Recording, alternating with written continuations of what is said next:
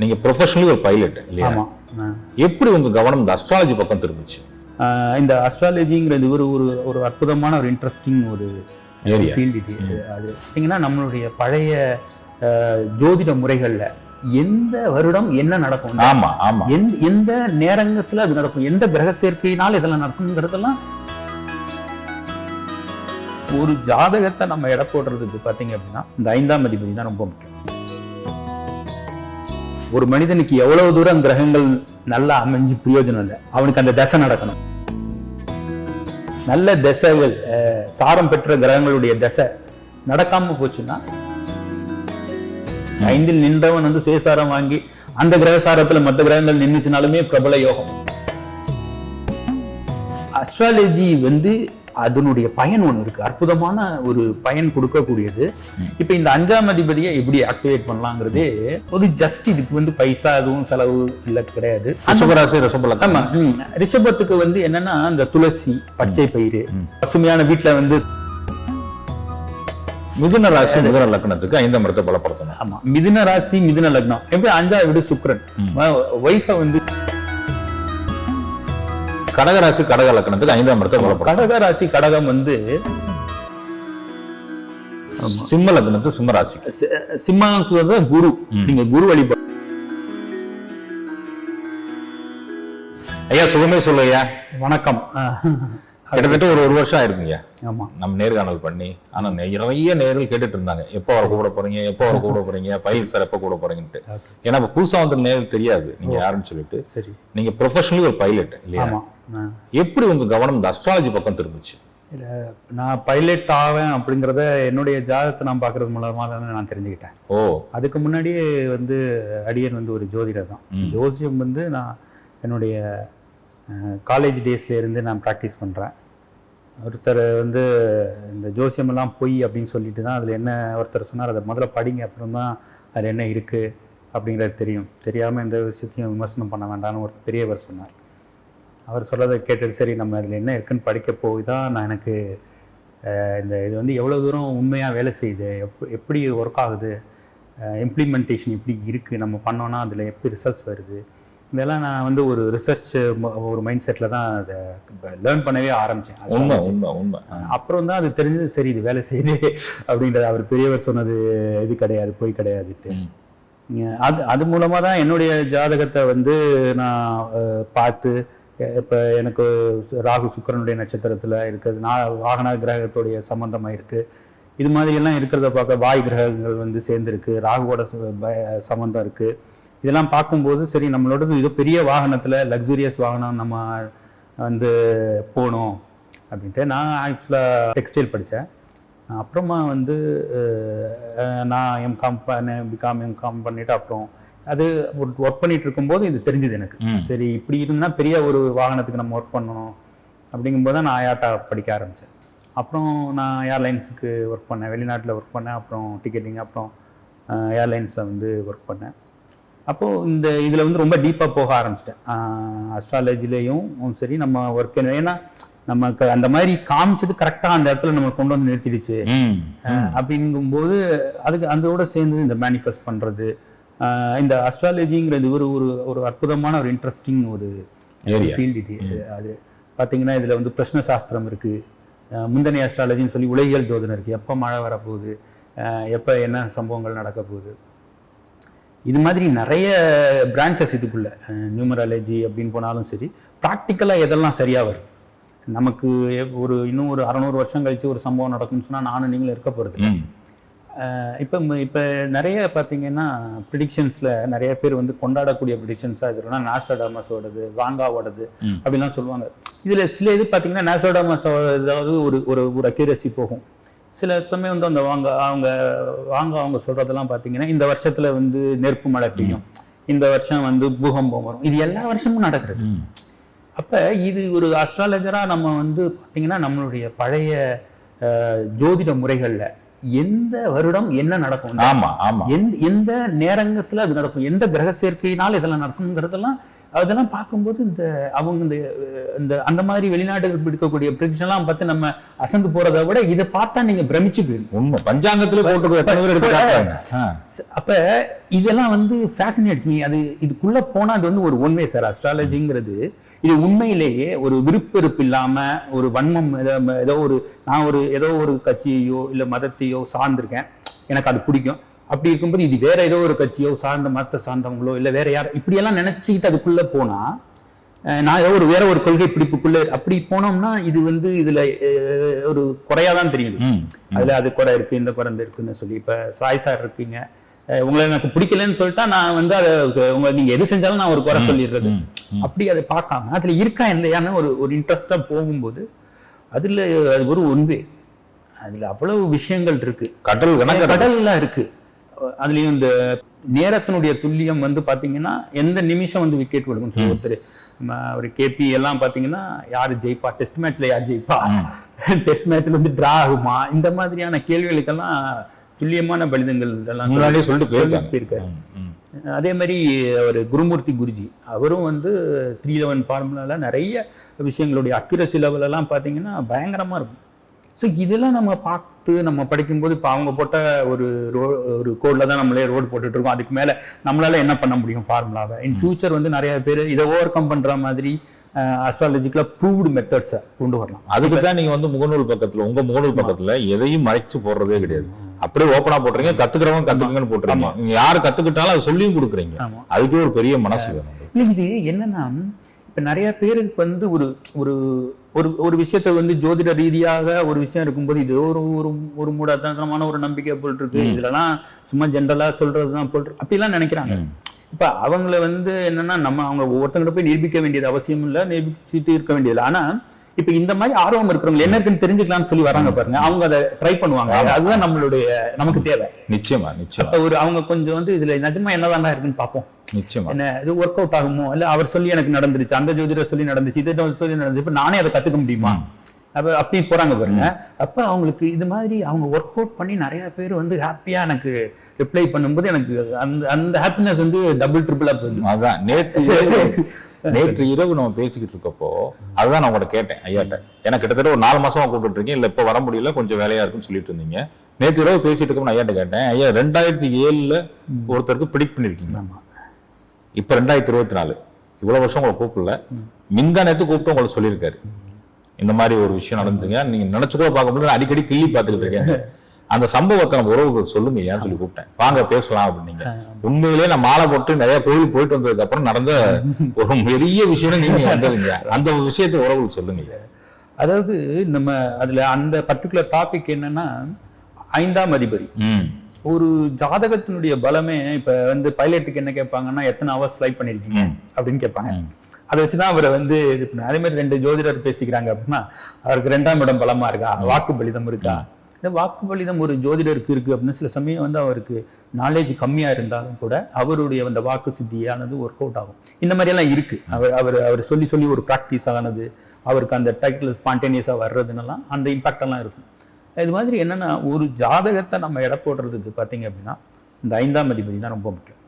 5ஆம் வீடு பூர்வ புண்ணிய ஸ்தானம்னு சொல்றோம். இப்போ 9ஆம் வீடு இருக்கு, பாக்யஸ்தானம்னு சொல்றோம். ஆனா ஸ்திர லக்னங்களுக்கு சர லக்னம், ஸ்திர லக்னம், உபய லக்னம்னு லக்னங்கள் 12 லக்னத்தை பிரிச்சிருக்காங்க. அதுல இந்த சர லக்னத்துக்கு வந்து 9ஆம் அதிபதி நல்லவர் தான், பாக்யாதிபதி தான். ஸ்திர லக்னத்துக்கு 9 பாதகமா போயிடுவார். பொதுவாக அடுத்தது என்னன்னா டிசையர்ஸ்ன்னு சொல்லப்படக்கூடிய 11ஆம் வீடு. அந்த 11ஆம் வீடு வந்து பார்த்தீங்கன்னா சில லக்னங்களுக்கு ஒரு பாதகமான இடமா அமைஞ்சிடும். ஆனால் இந்த 5ஆம் வீடுங்கிற 3, 6, 8, 12 பொதுவாக மறைவு ஸ்தானம், அது ஒரு பலவில்லாத இடமாகவும், சில சமயம் பணபரஸ்தானத்தில் அஷ்டமாதிபத்தியம் சேர்றதுனால அதுவும் பலவீனமாக போயிடும். ஆனால் இந்த பூர்வ புண்ணியம் சொல்லப்படக்கூடிய 5ஆம் பாவம் எங்கேயுமே வந்து அசுபத்தன்மை அடைகிறதே இல்லை, அசைவதில்லை. இப்ப குரு பார்த்தீங்கன்னா 6 லக்னத்துக்கு உண்மையிலேயே பாவி, துலா லக்னத்துக்கு கொடிய பாவி. ஆனா குருவை வந்து சுபகிரகம்னு ஏன் சொல்றோம்னா, குரு பார்க்கக்கூடிய இடங்கள் வந்து விருத்தியா இருக்கு, அதனால அதை வந்து சுபகிரகம் சொல்றோம். அதுவும் வந்து 6 லக்னங்களுக்கு வந்து ஒரு பாவிதான். இப்ப இது 5ஆம் அதிபதி அப்படின்னு நீங்க பார்க்கும்போது அந்த முழு சுபத்தன்மையோட இருக்காரு. கும்ப லக்னத்துக்கு 5க்கும் 8க்கும் அதிபதி ஆயிடுறாரு, அதனால அரை சுபன் ஆயிடுறாரு. ஆனாலும் பூர்வ புண்ணியாதிபதி. அதனாலதான் கும்ப லக்னக்காரங்களுக்கு ஏதாவது இந்த ஒரு பாவங்கள்ல ஒண்ணு நல்ல யோகங்கள் ஏற்படும் போது குழந்தைகள் ரீதியான விஷயங்கள்ல ஒரு பின்னடைவை ஏற்படுத்துது. அதே மாதிரி பாத்தீங்க அப்படின்னா சிம்ம லக்னம், அதுக்கு அஷ்டமாதிபத்தியம் ஆயிடுறாரு. அஷ்டமாதிபத்தியம் பெற்றிருக்கிறதுனால குருவும் கொஞ்சம் சுபத்தன்மையை இழந்துடுறாரு.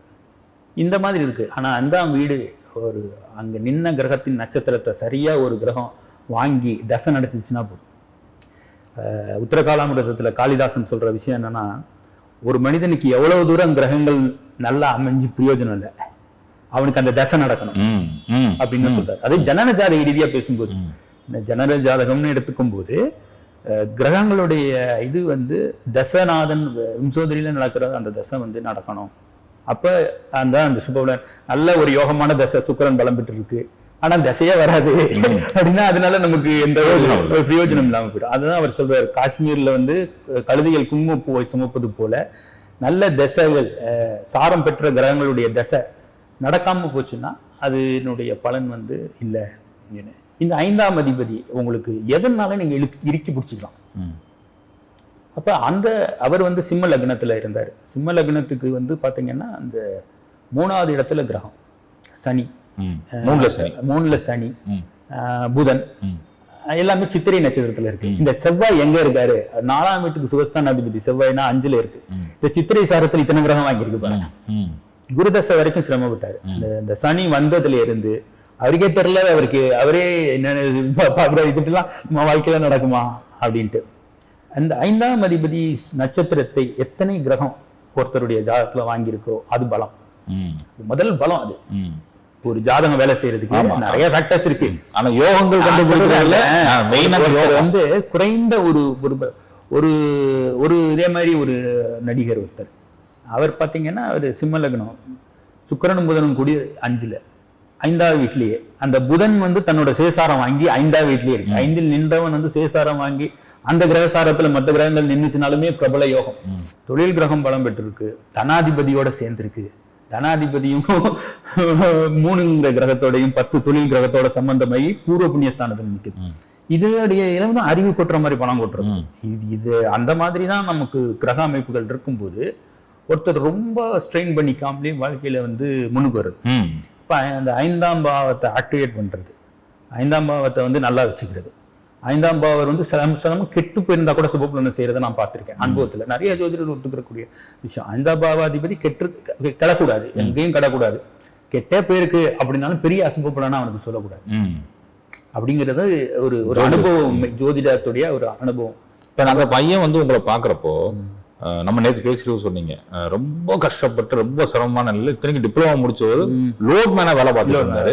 நான் அப்ப கூப்பிட்டு கேட்டேன், என்ன படிச்ச மாதிரி இருக்கீங்க, என்ன லோட் மேனா இருக்கேன்றப்ப இல்ல டிப்ளமா படிச்சிருக்கேன் சார், டக்குன்னு ஜாதகத்தை கொடுத்து பார்த்து சொன்னேன் அப்படிங்களா. அந்த அனுபவத்தை சொல்லுங்களா, அது கேட்கறப்ப புள்ளி. இல்ல இது மாதிரி தான். இது ஜோதிடத்தை நீங்க உண்மையிலே படிச்சு அதை வந்து எவ்ரிடே அதுக்கு தான் சொல்றேன்.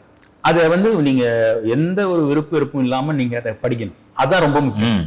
நீங்க ஒரு ப்ரீ மாடலா நீங்க அதை ஒன்று ஃபிக்ஸ் பண்ணி வச்சுக்கிட்டு ஒரு சரியில்லாத ஒரு விஷயம், இதை படிச்சா நம்ம வந்து அறிவு இல்லாதவன், இது வந்து ஏதோ புராதான விஷயம், இதை நம்ம தெரிஞ்சுக்கிட்டோம்னா நம்ம ஒரு மாடர்ன் சொசைட்டிலேயே இல்லாத என்ன ஜோசியமா பார்க்கல ஐயோ அப்படின்னு எல்லாம் நினைச்சிட்டு அதை அப்படியெல்லாம் அப்ரோச் பண்ணாம, if it really wish to do தட்னா அது ஒழுங்கா உட்காந்து அதுல என்ன இருக்கு, அது வேலை செய்தா, அது வேலை செய்யலைன்னா இப்ப ஏன் வேலை செஞ்சுச்சு, அப்புறம் ஏன் வேலை செய்யல அப்படிங்கிறத பார்க்கும்போது இப்ப இதுதான் ஃபேசினேட் பண்ணும்.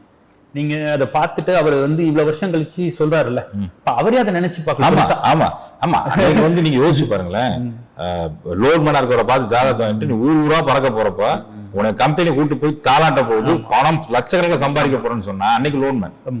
நீங்க சட்டையை துவைக்கிற கூட வழி இல்லாம நான் 2 நாள் 2 அடி தள்ளி நிக்கிறேன் பக்கத்துல வைப்பான. அவர் அப்படி ஒரு சூழ்நிலையில இருந்தாரு, ரொம்ப கஷ்ட சூழ்நிலையில இருந்தாரு. இப்ப அந்த மாதிரி கிரக அமைப்பு இருக்கு. ஆமா, அந்த மாதிரி கிரக அமைப்பு இருக்கும்போது கொஞ்சம் வந்து எளிதா இருக்கும். நம்ம போய் நிக்கும் போது கரெக்டா ஒரு பஸ் வர்றது, நம்ம போய் நிக்கும் போது ஒரு ட்ரெயின், இப்படி எல்லாம் வந்து காலம் வந்து ஒரு ஒருங்கிணைந்து இருக்கிறத நம்ம பார்க்க முடியும். அதனாலதான் 5ஆம் அதிபதியை நம்மளுடைய ஜாதகத்திலையும் நல்லா இருக்காங்கிறத பார்த்துக்கணும். அதே மாதிரி 5ஆம் அதிபதியின் சாரம் வாங்கி 5ஆம் வீட்டுல ஒரு கிரகம் சுயசாரம் வாங்குது அப்படின்னா அது யோகம். ஒரு உதாரணமா சொல்லிருங்க. உதாரணத்துக்கு ஒரு அஷ்டமாதிபதியா இருக்கு, அதுக்கு அந்த பையனுடைய ஜாதகத்திலேயே தான் சொன்னேன். சிம்ம லக்னத்துல இருக்கும்போது செவ்வாய் வந்து 5ல் இருக்கு. செவ்வாய் 5ல் இருக்கு, மூல நட்சத்திரத்துல இருக்கு. கேதுவும் அங்கேயே இருக்கு. செவ்வாய் கேது சேர்ந்து இருக்கு. செவ்வாயும் கேதுவும் சேர்ந்தே இருக்கு. கேது வந்து மூலத்துல இருக்கு. இப்ப 5வது வீடு ரொம்ப பலமா இருக்கு. 5வது வீடு வந்து ரொம்ப பலம் பெற்று இருக்கு. இப்ப ஏன்னா 5வது நிற்கக்கூடிய கிரகத்தினுடைய பலமான கிரகத்தை மற்ற 2 கிரகமும் அடுத்தடுத்து வரக்கூடிய கிரகம் ஷேர் பண்ணுது. இந்த 6, 7 கூடிய சனி 3வது வீட்டுல இருக்கலாம். என்ன அது சிம்ம லக்னம் வந்து ஒரு சிற லக்னமா இருந்தாலும் அந்த 3வது வீடுங்கிறது ஒரு கெடுபலன்கள் செய்யக்கூடிய இடங்கள் அப்படின்னு சொல்லப்பட்டா கூட அங்கே உச்சம் பெற்ற சனி, மறைவிடத்துக்கு உண்டான சனி அங்கே இருந்து பூர்வ புண்ணியாதிபதி சாரத்துல பூர்வ புண்ணிய ஸ்தானத்துல என்ற கிரகத்தின் நட்சத்திரம் வாங்குறதுங்கிறது யோகம். இப்ப இந்த 5ஆம் அதிபதியை எப்படி ஆக்டிவேட் பண்ணலாங்கிறதே ஒரு ஒரு ஜஸ்ட் இதுக்கு வந்து பைசா எதுவும் செலவு இல்லை கிடையாது. நம்ம சொல்றது எதுவுமே மனம் தான் ரொம்ப முக்கியம். இந்த 5ஆம் வீடுங்கிறது ஒரு மனம் சார்ந்த விஷயம். இப்ப நம்ம அந்த 5ஆம் அதிபதி பலம் பெற்றிருக்கிறவங்க சில பேர் சொல்லுவாங்க நான் ரொம்ப கஷ்டப்படுறேன் அந்த மாதிரி, சில பேர் சொல்றவங்க அந்த மாதிரி சொல்றவங்க வந்து தங்களுடைய எண்ணங்களை போக்க மாத்திக்கணும். அது நீங்க சொன்னப்ப நான் அதை யோசிச்சேன். இந்த பையன் என்ன எப்படி இருக்கோ அதுக்கு ஏத்த மாதிரி பண வரவும் பொருளாதாரமும் வரும். ஏன்னா 5ஆம் அதிபதி அப்படி இருக்கு, காட்டுது நம்மளுக்கு. இது வரைக்கும் நான் பிறந்ததே கஷ்டம் நினைச்சிட்டு இருந்தேன். நீ பெருசா வரப்போற நம்ம சொன்னதுக்கு அப்புறம் அந்த எண்ணங்கள் வந்து உள்ளுக்குள்ள, ஏன்னா 5வது வீடுங்கிறது பூர்வ புண்ணியஸ்தானம் மனசு. இப்ப அந்த மனதுக்கு உண்டான கிரகம் பலம் பெற்று இருக்கு. அப்ப அவர் வந்து எதை ஒன்னா வந்து நம்ப ஆரம்பிக்கிறாரோ அது வந்து மிகப்பெரிய வெற்றியை உண்டாகும்.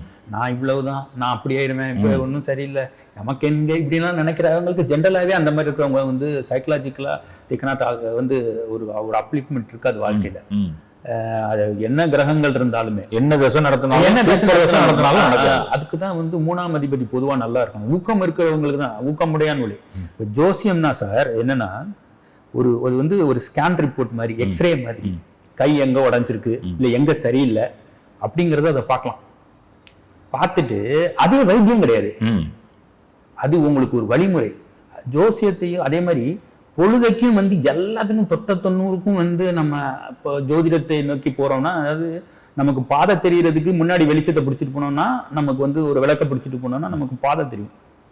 இந்த விளக்க கொண்டு போய் கண்ணுக்கு பக்கத்துல வச்சுட்டு பொழுதைக்கும் பார்த்துக்கிட்டே இருக்கிறோம்னா அதனால வந்து நமக்கு பாதை தெரியாம கண் நம்மளுக்கு தெரியும்.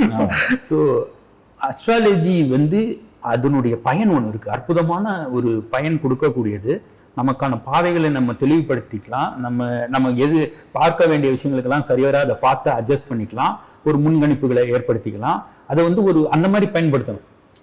இப்போ பொழுதைக்கு இந்த ஜாதக கட்டத்தை தூக்கிட்டு ஒரு 40 ஜோசியர்கிட்ட போய் நிற்கிறது காலையில மத்தியானம் சாயந்தரம் அப்படின்னா, ஜோதிடர்கிட்ட நீங்க திருப்பி ஒரே கேள்வியை கேட்கவே என்ன ஆகும்னா, அந்த மனம் வந்து அந்த திறந்து இருக்கக்கூடிய மனத்துல எழுதப்பட்ட சுப விஷயங்கள் வந்து வெளியில பிரதிபலிக்காம போயிடும். அதுக்கான வாய்ப்புகள் இருக்கு.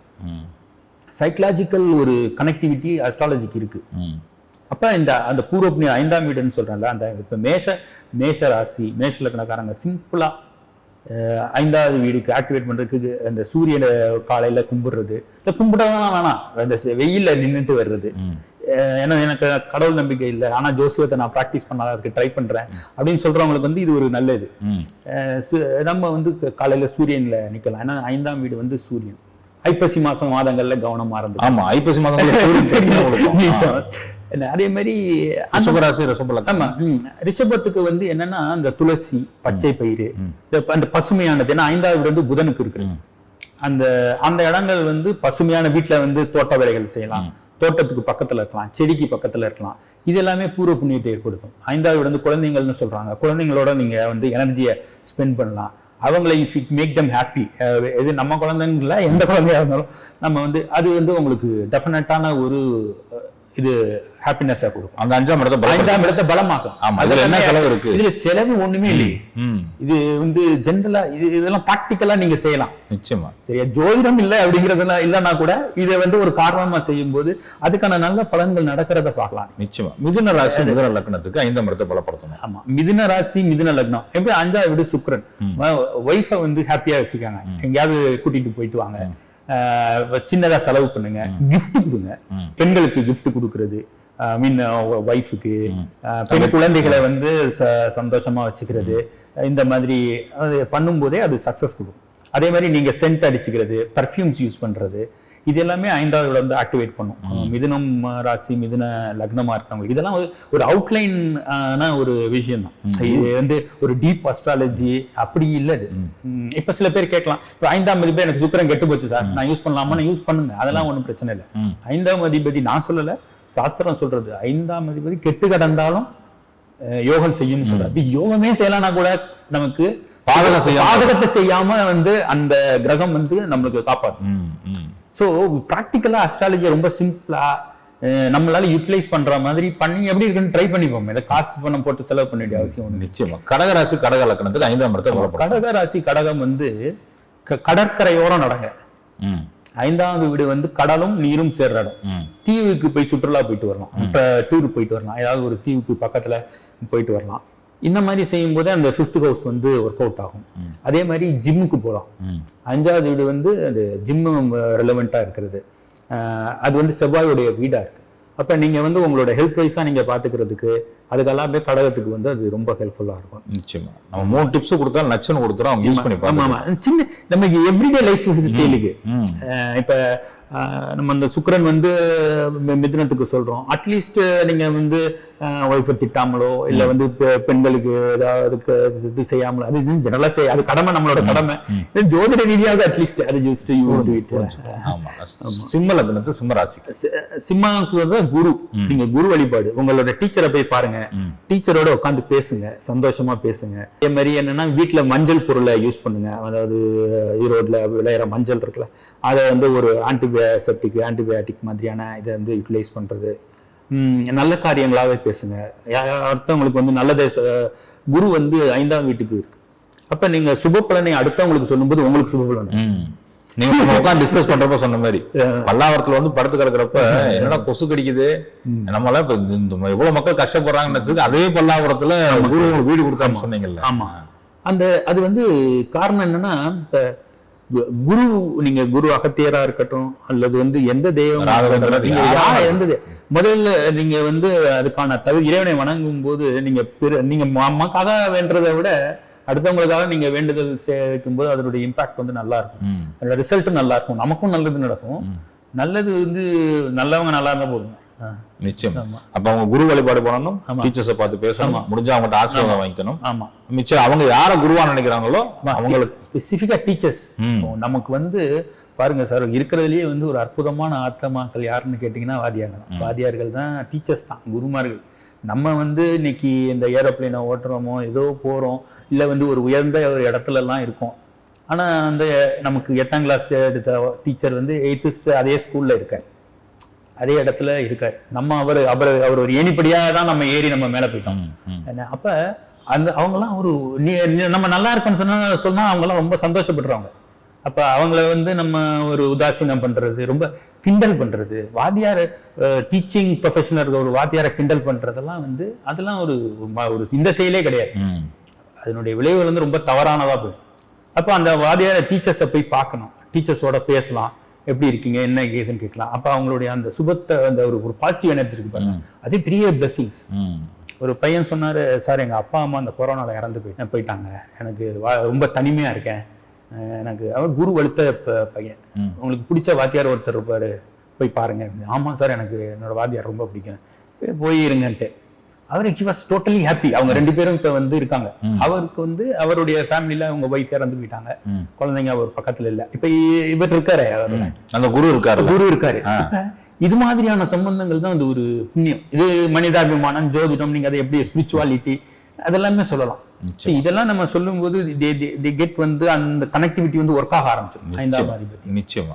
கன்னி ராசி கன்னி லக்னம் அவங்கள பலப்படுத்துறதுக்கு கன்னிக்கு 5ஆம் வீடு வந்து சனியோட வீடு. ஆமா, மகரம் மெயினா